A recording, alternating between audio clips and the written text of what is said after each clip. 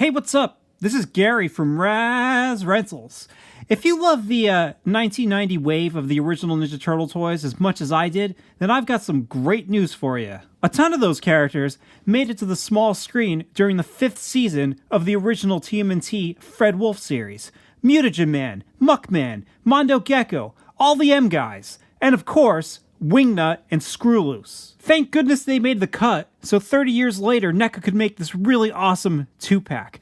I haven't even opened these guys up, and already, I'm in awe. Both of these guys are so much bigger than I expected them to be, and this box is easily the deepest I've seen in this series. Let's see, what do I got here? For a little comparison, here is the Punk Frog 2-pack. Look how thin that is compared to this Wingnut and Screwloose box.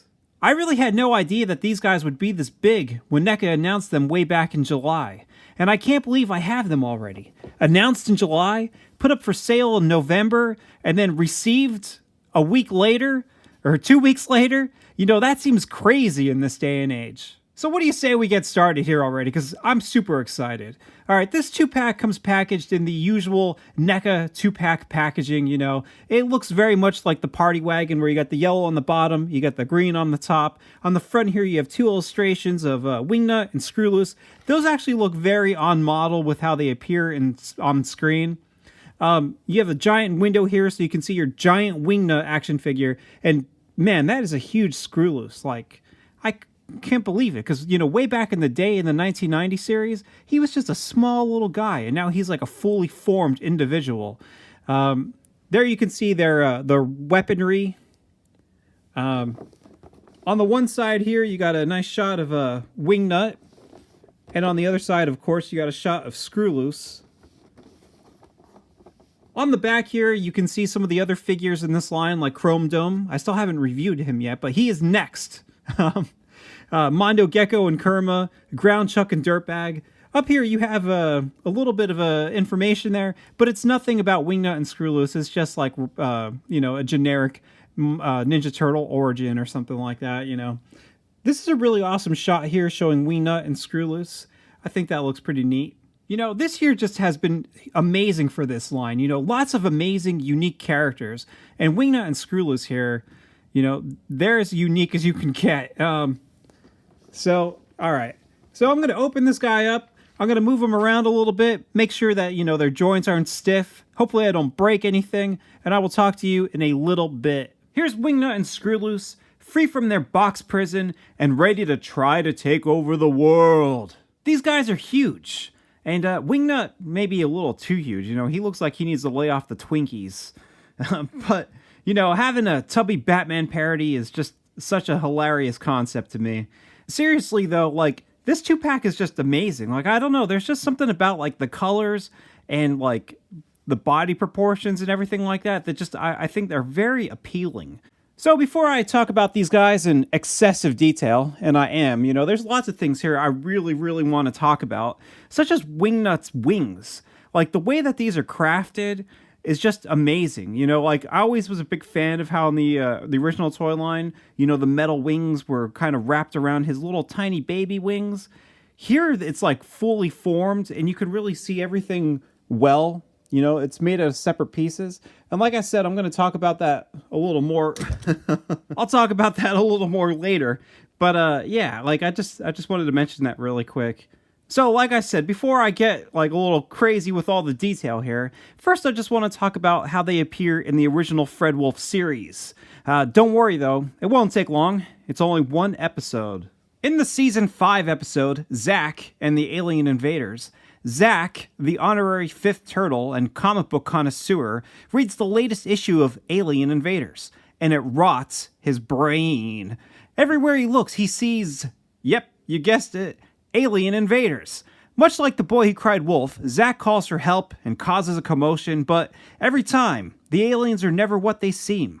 They're usually some blue-collared workers just trying to make a day's pay. Hey, I'm trying to make some money here, kid. Leave me alone. Eventually, everyone gets tired of his false alarms.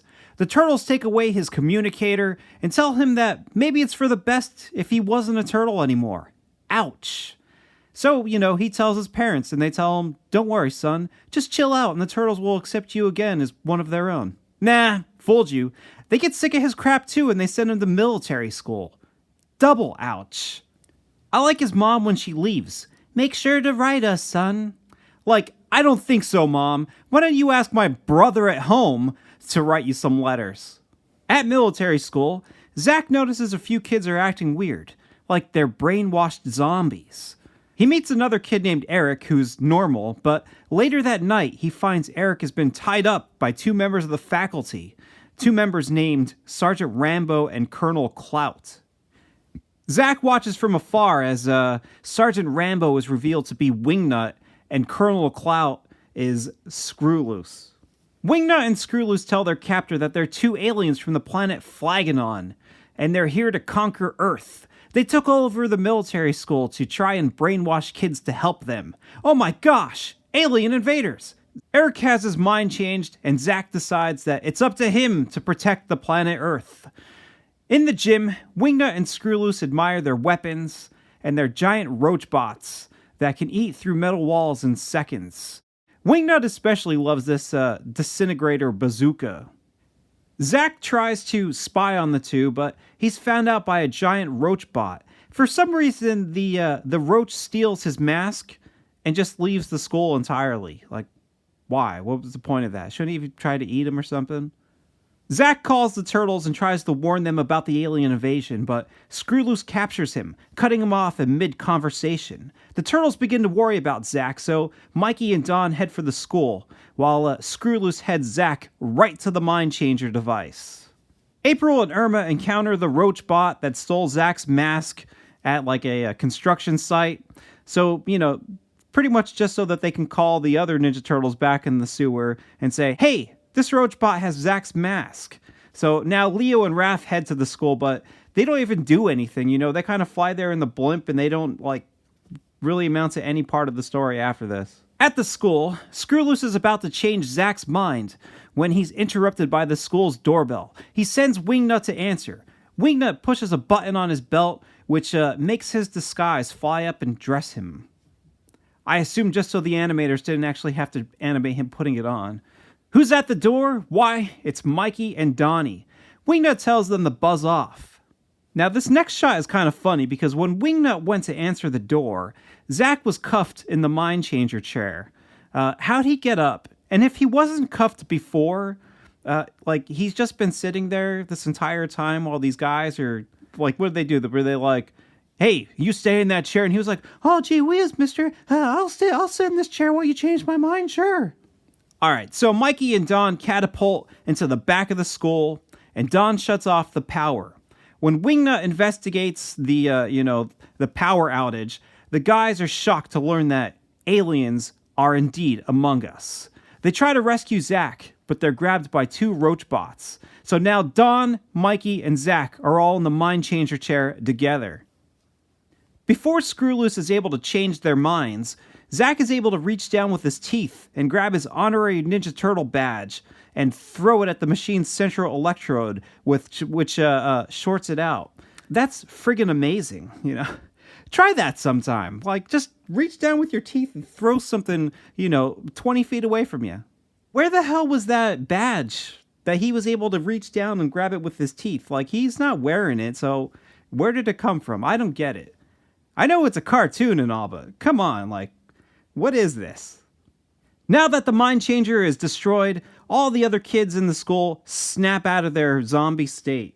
All of the students in the military school band together, and they stop the roach bots with a fire hose.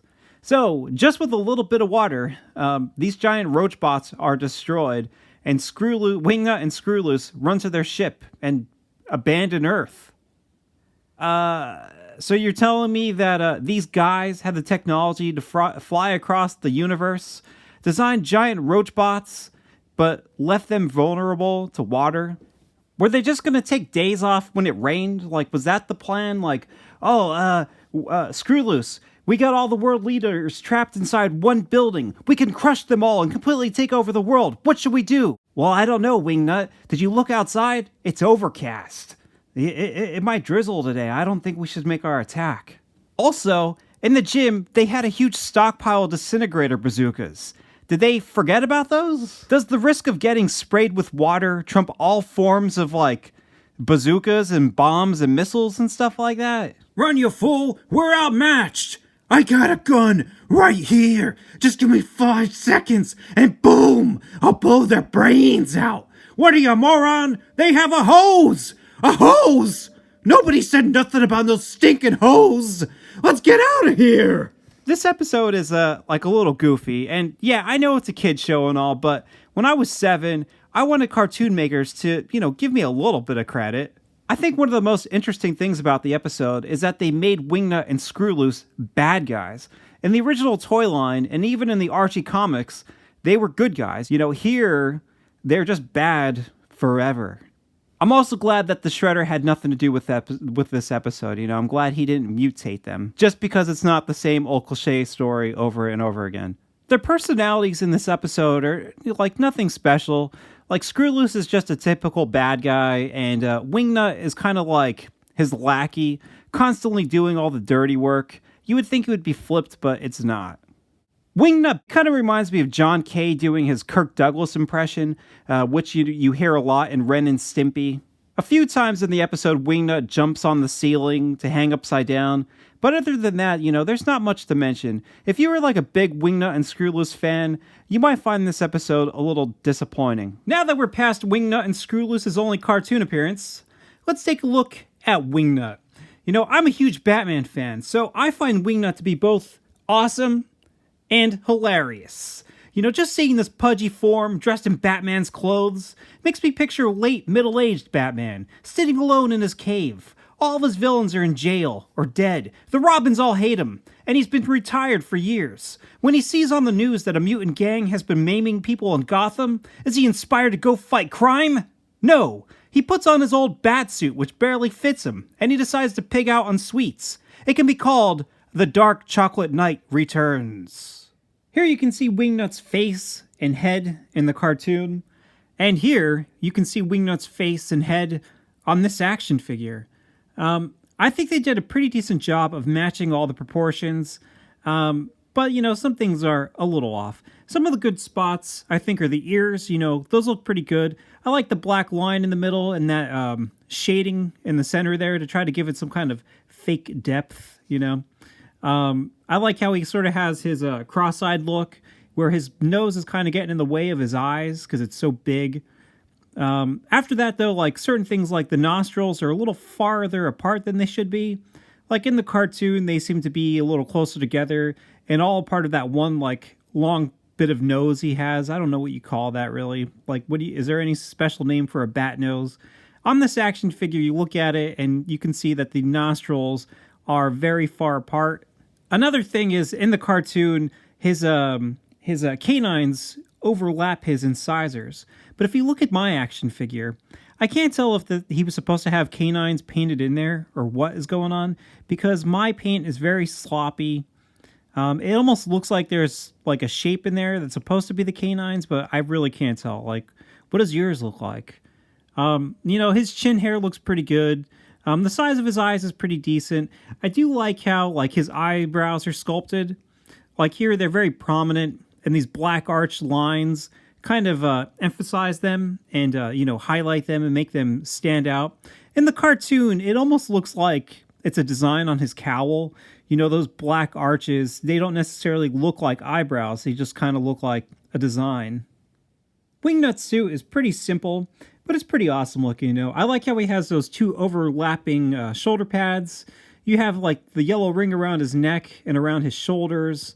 He just kind of has like a pudgy body in the middle there. This action figure might be a little too, like, a little fatter than he appears in the cartoon, but it still looks fine. I think it's cool because it makes him stand out amongst all the other guys. He doesn't have a big, like, buff body or anything like that. To me, it's cool that he's so different compared to everybody else. On his arms, he has these bands that have these, like, arm pads on them. Those look pretty decent here. And that design is mirrored to the other side. Pretty much everything on his body is mirrored to the other side. He's got the same gauntlets on both sides. You can see that they look just like Batman gauntlets. Like they have the Batman blades. And now what's different about these gloves and the gloves in the cartoon is that these gloves have like one box here on this part on the forearm, but in the cartoon you have a box inside of a box. The design on the hand is actually pretty good. It matches the cartoon pretty closely. Sometimes in the cartoons there's only like 2 circles, and then a lot of times you have the 3 circles inside this one rectangle shape. His belt looks really cool. I think they did a very good job of matching the look of the bat face on this belt. I think it looks just like the cartoon. And then he just kind of has, you know, like Batman pockets or pouches on both sides of the belt. Are they the same? They are the exact same, which is perfectly fine. Like I said, in the cartoon, his whole look is pretty much mirrored from both sides. Although I think the wings are a little different, but I'll talk about that in a minute. All right, on the back here, I do like how his belt has a very interesting shape. You know, it's very unique how it kind of points down here and kind of loops around. Kind of Maya has this extra room here for the tail to stick out. As you can see in the cartoon, he's got all that. I also think this shot makes it look kind of like he's got like a snowman face back there. You see that? On his thighs, he has these bands, kind of like the armbands. They also have the pads here. What's interesting to note is that this yellow is actually different than the yellow of the belt and the rings. You know, this is more of like a French's mustard yellow, and this is more of a Grey Poupon. And that's how it appears in the cartoon too, which is just kind of funny that that's like something that's different. You would think that they would all use all the same yellows.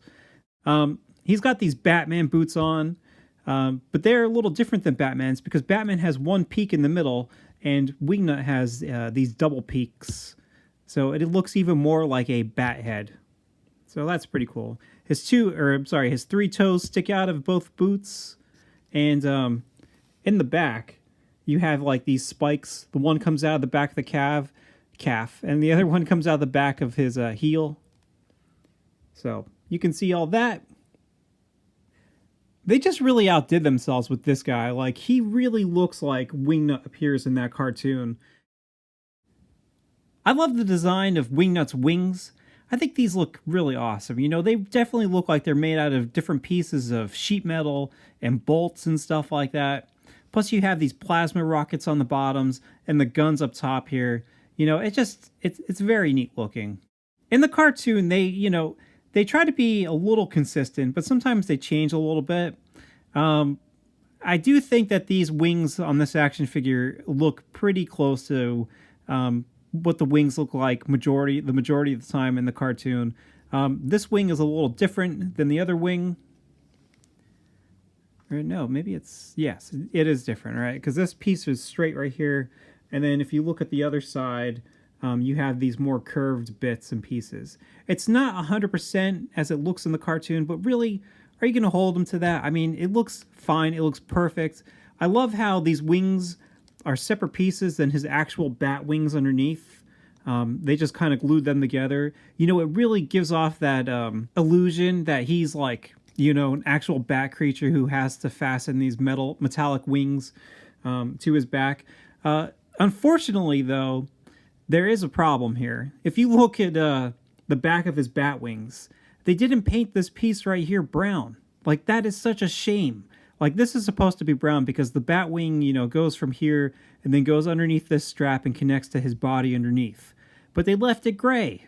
So, like, unfortunately, that's the only thing that, like, I have to complain about these wings. Other than that, they look phenomenal. Like, I love the way the brown contrasts with the metal.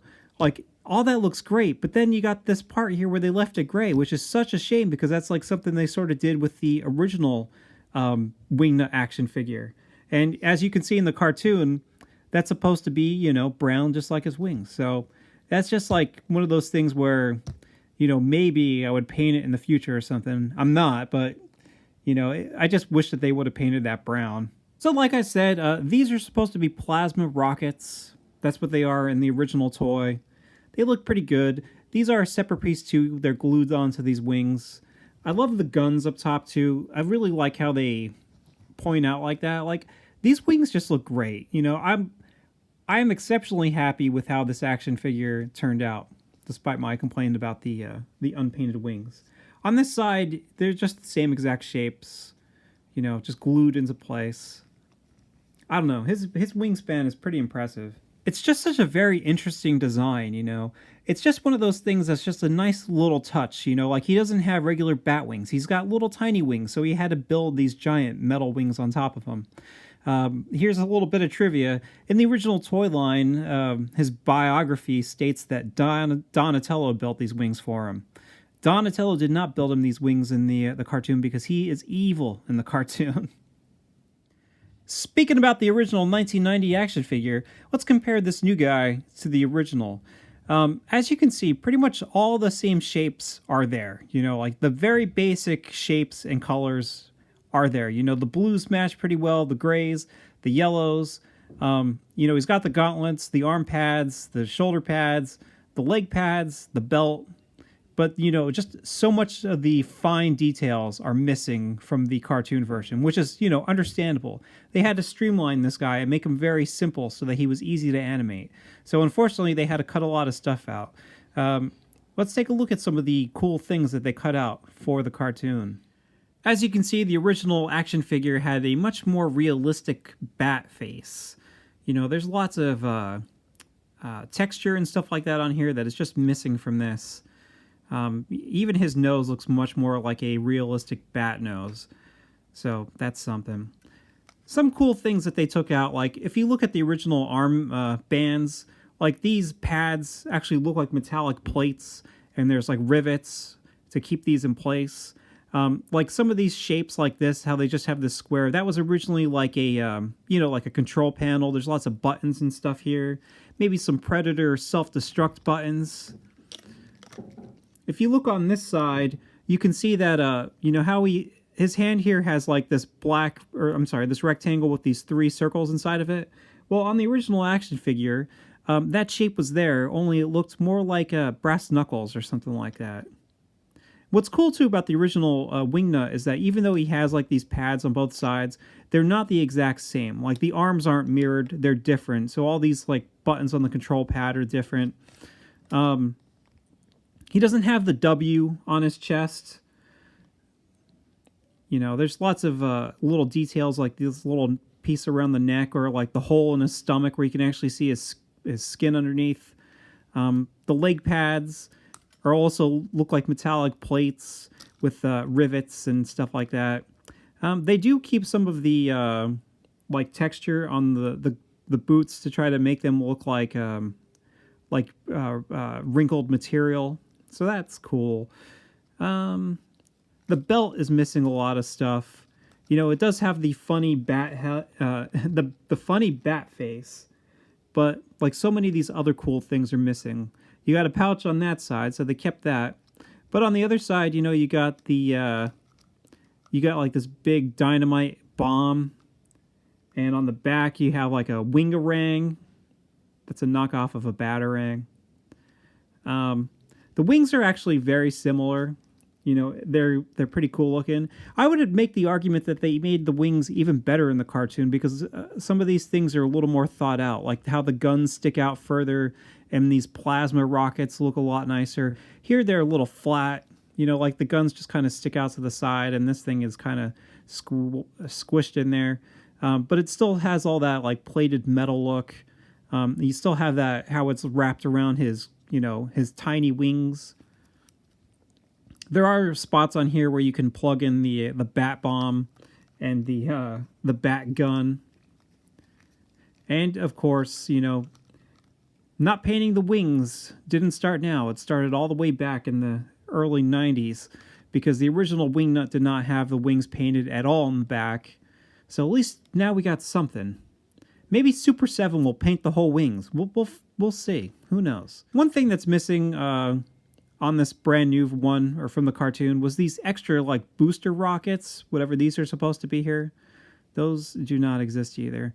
But in general, you know, it does do a good job of mimicking the look.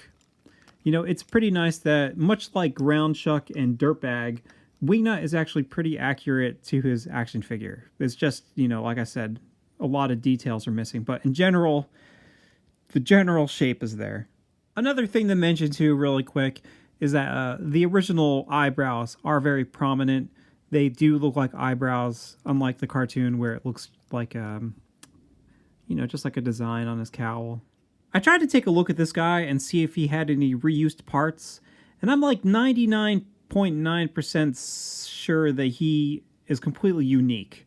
Like I said, he's got this kind of fatter body, the upper torso and the lower torso. That all looks new. The arms look very new. These gauntlets are new.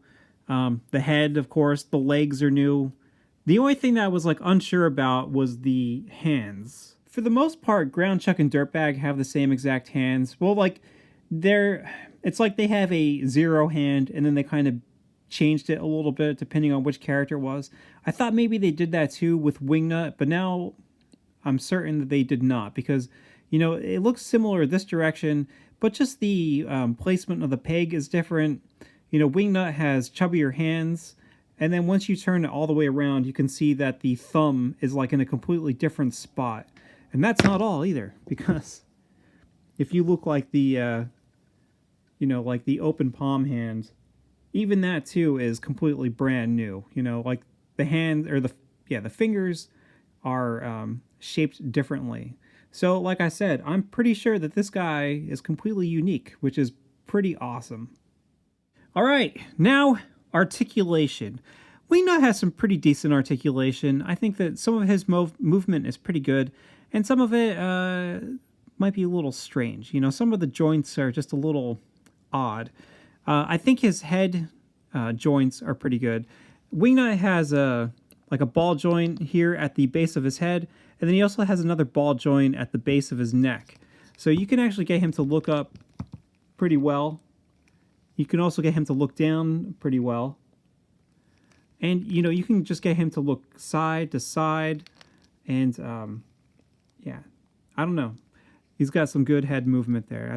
That's pretty awesome. He's got some upper torso articulation here. Now, this is one of the parts where I think it might be a little weird, because there's a big gap between his upper body and his belly. So you can notice that pretty simple. It doesn't really shift, like, he can't really rotate forward and back very much. Mostly just from, like a swivel around. Like, that's most of the movement you're going to be able to get with this guy. He has no lower torso articulation, so you can't twist him in the belly. All right, so at the shoulder here, you have a hinge. Plus, you can rotate it all the way around, but you can only rotate it up to where you hit the shoulder pads. Now, here's another point that's kind of weird for me. He's got double jointed elbows, and I absolutely do not like the way that these look. Like, look how kind of big his arm looks, like the bicep right there, and then you get to the elbow joint, and it's just like this skinny little tube of plastic. Like, it's very jarring and very strange. And then you get to the gauntlet, and it's like big again. So like this piece here, it should have just been bigger. I feel like I would have preferred single jointed elbows, and yeah, just the shape is just kind of strange. It doesn't match well with the rest of the body. I mean, that's another thing too, is his hands keep on coming out really easily. I understand that maybe they're trying to go for like a baggy look, like his like this is still kind of baggy as it's going down the whole arm, but it's just too thin, like especially from a profile view.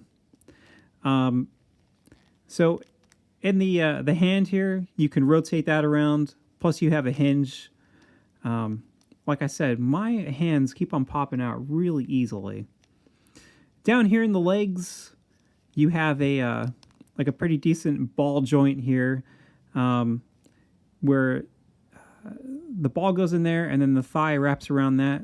So you can actually move that around pretty well. You can get lots of movement and lots of distance, right? Then you have a cut right across this pad, or this band that goes across his leg. That's where you can rotate it. So, like, I had a hard time getting that to move to begin with, but once I got it to move, now it moves very easily.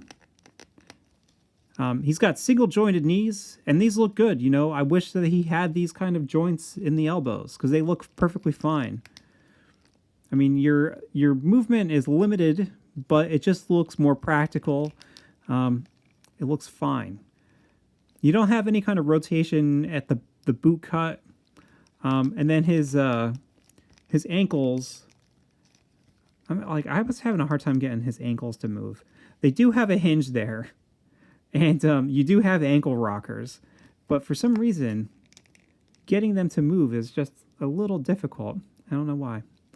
All right, so in the back here, his tail is articulated. You have a hinge there, and you can rotate the tail all the way around, so that's fine. The wings here are articulated. They have like little, what do they call them, like notches or something like that. So the wings will actually stay in place once you move them around. So it's just not easy, you know, they're not sliding all over the place. And they can rotate around. Now, on to Screwloose. Now, in all honesty, this guy is a lot bigger than I thought he was going to be. You know, I thought he was going to be tiny. Maybe not as small as Joe Eyeball, but definitely not as big as this guy. I mean, he is an alien, so I'm not complaining. I'm perfectly fine with him being this big. I'm just, you know, making my, letting you know what my initial feelings on this guy was. He's big, you know, it's pretty cool. Just like Wingnut, Screwloose here has all brand new parts, which is pretty awesome because, you know, you're really getting, you know, a lot of good quality here for your the money you're spending on this NECA action figure. For a while there, it seemed like a lot of the, you know, the figures that were being released, like the Triceratons and Rocksteady, Bebop, Leatherhead, and stuff like that, they were all kind of based on the same body. But it's pretty awesome that NECA is like pumping some extra money into this wave and making all these brand new figures. Like this guy looks awesome. Like I love it when they can like do a good job of giving a character 4 arms, you know, making it look correct. Sometimes, you know, back in the day, you would get toys with 4 arms and it was kind of weird. Like, you remember Forearm in the X-Force series? Like how they were just kind of like grafted together? You know, that didn't work out. But this guy, you know, he looks pretty cool. That brings me to another thing. It's like, what's up with Screwloose's outfit, you know? In the Archie comics, he wore a like a Robin outfit, which made a lot of sense because, you know, Wingnut is a parody of Batman. You know, he's a spoof. But here, and the original toy line, this is just a strange outfit, you know? He's got an orange tank top on, and he's wearing, like, purple dress slacks with, like, wingtip shoes. How does that make any sense? He looks like he's, like, you know, just got home from a long day at the office, and he decided to take his top off, but he still has his dress pants on underneath. And he's like, you know, just going to go sit down and slouch in his, you know, his lazy boy and watch some TV. You know, there's just not a lot you can really compare with him and the original, you know, cartoon. His design is so simple. There's not really much to go over. You know, he sort of has this long nose that's kind of crunched up, like he accidentally ran it into like a piece of sheet metal or something like that. I feel like the expression on his face looks really awesome. You know, he definitely looks like he's like a conniving alien who's up to no good. One of the weird aspects of this action figure is just this seam line that comes underneath his mouth and goes through the back of the head. Now, that might be something that really turns you off. You know, you might not like that. I think it's a little distracting, but not the worst seam I've ever seen. You know, it's there, but, you know, I can get over it. I can look past it. So he's got the 2 wings. He's got the 4 arms and the orange tank top. The backs of his forearms have these, like, spikes sticking out of them, which is pretty cool looking. In the back here, you have this, like, green tail. Now, it'd be interesting if that actually got filled up with blood or something in the cartoon, but no, that doesn't happen. And he just has these purple slacks or dress pants on and dress shoes. Like, what is up with this? Why is like only some of them professional, and then the other half of him is like he's at a barbecue or something like that? What's up with that? The original Screwloose from 1990 is just a little tiny guy. You know, he has no articulation. He can barely stand up on his own. Most of the times I just kind of hang him on Wingnut and that's it. You know, like the way his legs are shaped, like I can't get him to stand up right. He always falls forward. His eyes are pretty zany. You know, they're kind of going all over the place. You know, this this Screwloose, he doesn't really fit the name Screwloose because he's not crazy or anything like that. Like this guy, you look at him and you're like, oh yeah, that guy's Screwloose. That guy's a crackpot, you know? He does have the same outfit, you know, his belly button is sticking out of there underneath his tank top, and he does wear the dress pants, and, you know, those could possibly be boots on the bottom there. You know, they don't necessarily have to be dress shoes. Maybe he is all working man, unlike this Screwloose. He does have those spikes on the backs of his arms, so that's cool. They carried that over. His wings are a lot more detailed. But his tail is pretty much exactly the same. It's kind of segmented in balls like that. But yeah, he's got a longer, skinnier nose, and I don't know. The original Screwloose is pretty cool looking. Now on the Screwloose's articulation. Now this guy actually has a pretty decent amount of articulation for being a smaller figure in this line. You have a ball jointed neck or head. That's good. You know, mine's a little stiff. It always makes that squeaking sound, but that's good because, you know, the head isn't like flying all over the place. It'll actually stay in place once you move it to where you want it to be. You have 4 shoulder joints because he's got 4 arms. They all have hinges and they can rotate around. He has single jointed elbows on all 4 arms, so they can swivel all the way around, plus they have a hinge. The hands swivel, and they also have a hinge. Although, like, this is one of those figures where, like, all the joints were painted this color, and now they're all worn down because I moved them one time. So, like, that yellow peg in there is a little bit of different yellow than the arm.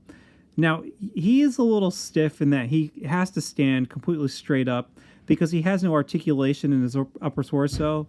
The only thing he can do is kind of twist on the this, like, t-shirt joint here. You know, he's got nothing down here that I can... Yeah, I'm pretty sure that doesn't move at all. His tail spins all the way around. His wings have a hinge, plus they can spin all the way around too, so that's good. He has ball-jointed hips, and you can actually get some pretty decent movement with this. You know, it doesn't feel like it's going to break. It feels nice and responsive. The knees are single-jointed knees.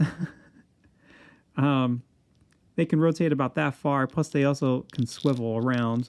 Although this, like this knee flap here kind of stops it from doing like a 360. You do have hinges in the ankles. Mine are a little stiff and hard to move. And he does have ankle rockers. And that is all. Time to talk about scale.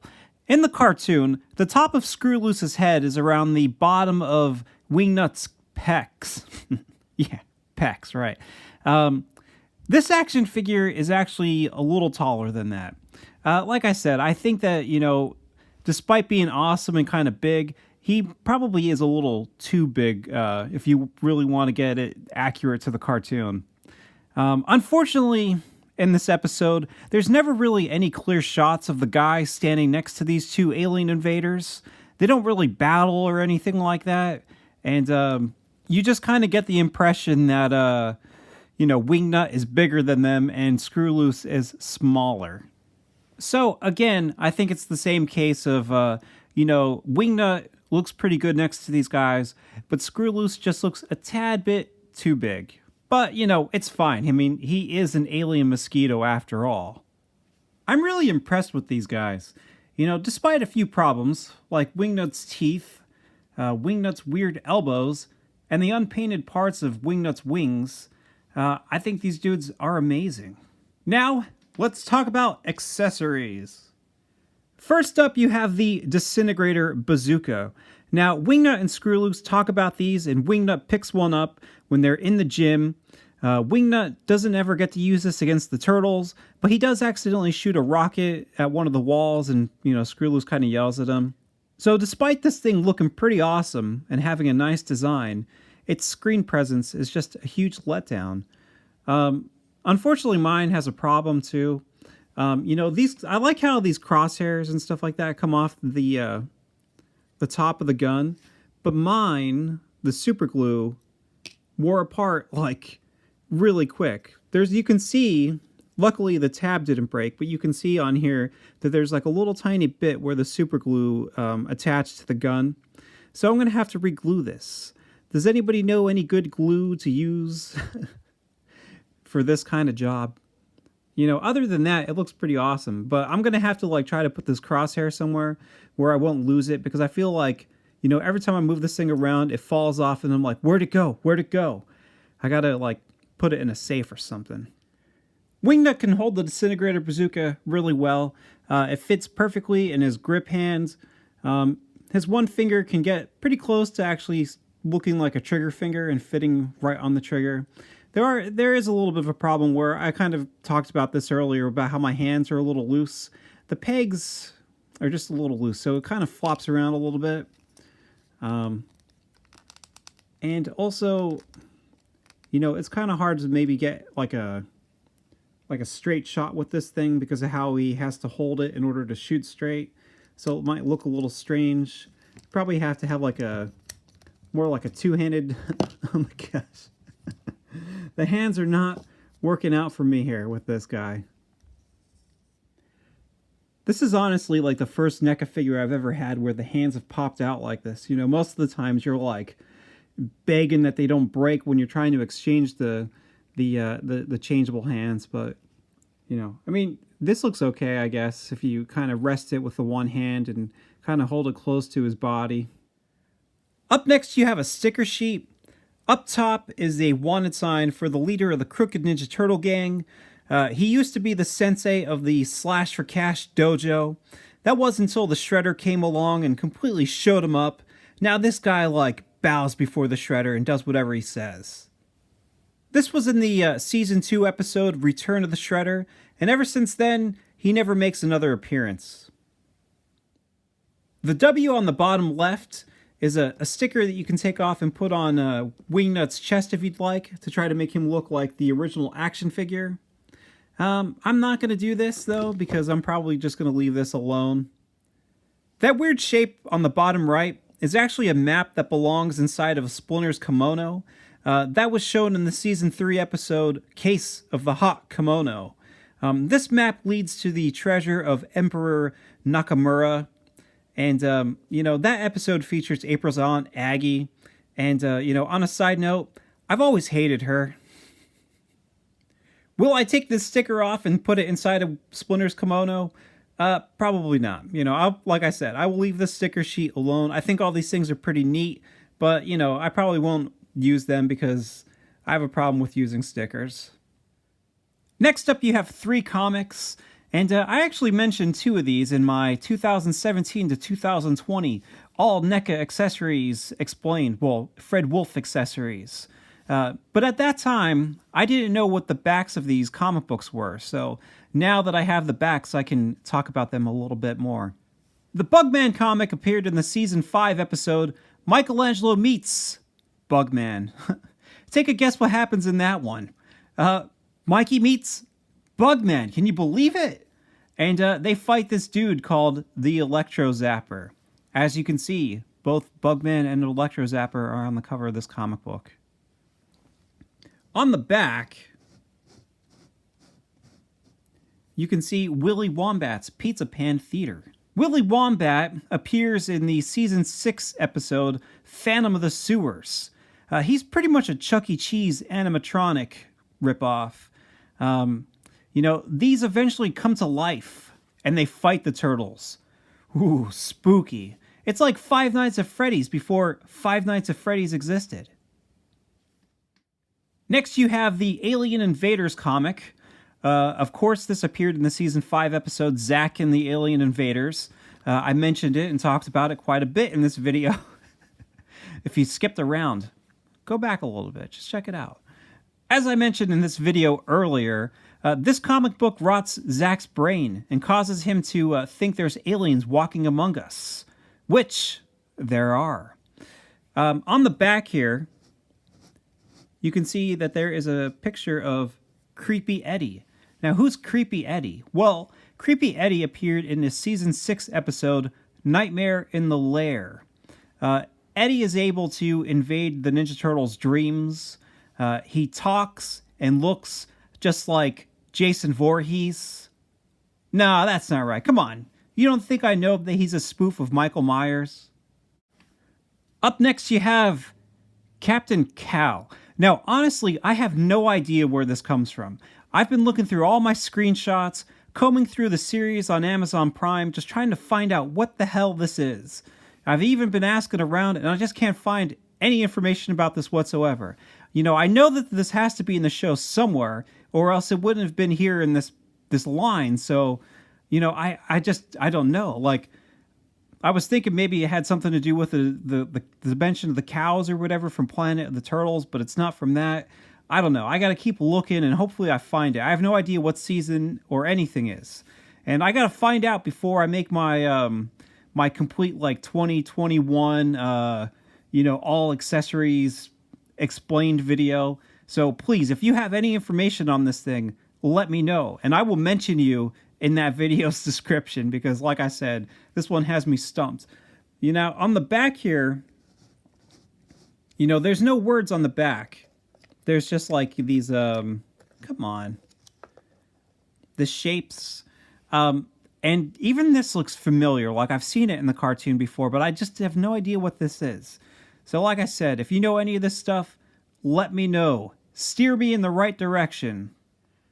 Wingnut has 3 sets of hands, and, you know, I think all these hands are perfect. I can't think of any other hands that I would like him to have. You know, you have a set of fists, which is great because I can't even hold on to him. You know, you want him to punch guys in the face sometimes. He has a set of gripping hands, which is great too, so he can hold his disintegrator ray, or disintegrator bazooka, with either the right or the left hand. You know, I'm not prejudiced against left-handed people, even though I'm right-handed. And he has a set of open palm expressive hands, which are great too, because I think that you can use these to grab the turtles, hold them up in the air. You can get him into some diabolical poses, like he's like, ha ha ha, sort of stuff like that. And you could just use them to kind of like emphasize different poses. You know, these are great. And last, you have a NECA flight stand. You know, this isn't anything specifically Ninja Turtles. You can go buy these, you know, whenever you want to in the NECA section at the store. But it's just nice that they included this, you know. They're very easy to put together, I think. Yeah, you just kind of have to line the things up the right way and kind of, you know, crunch it in there without breaking it. And this piece just kind of hooks up here. Now, like, one thing that I will say about this NECA flight stand is that I kind of wish that they had, like, more of a, like, every time you look at it, it's, like, curved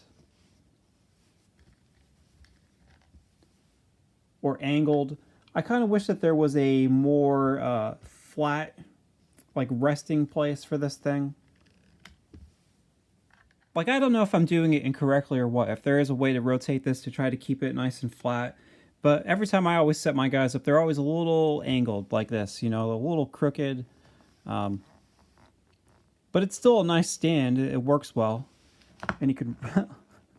you got to get a little screwdriver, too, if you want to tighten up these screws. Alright, so here's Wingnut and Screwloose with some, like...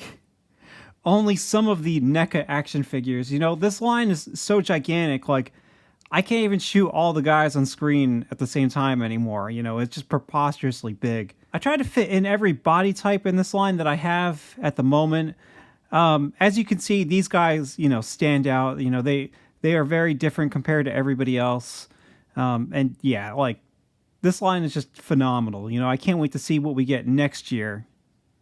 Here's Wingnut and Screwloose next to a couple of NECA's Mirage Ninja Turtle action figures.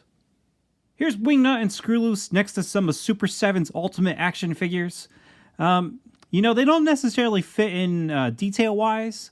They're a little too simple, but I think they definitely have the bulk of the Ultimates action figures. I actually think that this Wingnut and Screwloose scale well with these Ultimates figures. Here's Wingnut and Screwloose next to some of Playmate's Ninja Turtle Classic figures. And that's it. These two really are amazing, you know. Both this 2-pack and the Dirtbag and Ground Chuck 2-pack really raised my expectations for future figures in this line. You know, I hope everything NECA announces next year is as good as these guys. Not that the older figures are bad, it's just that, like, something really stands out here. I'm not really sure what it is. It just seems like NECA has sort of leveled up a little bit or something. I don't know. So, thanks for watching. Let me know what you think, and talk to you later. By the way, I almost called this dude Man-Bat like 400 times while making this video.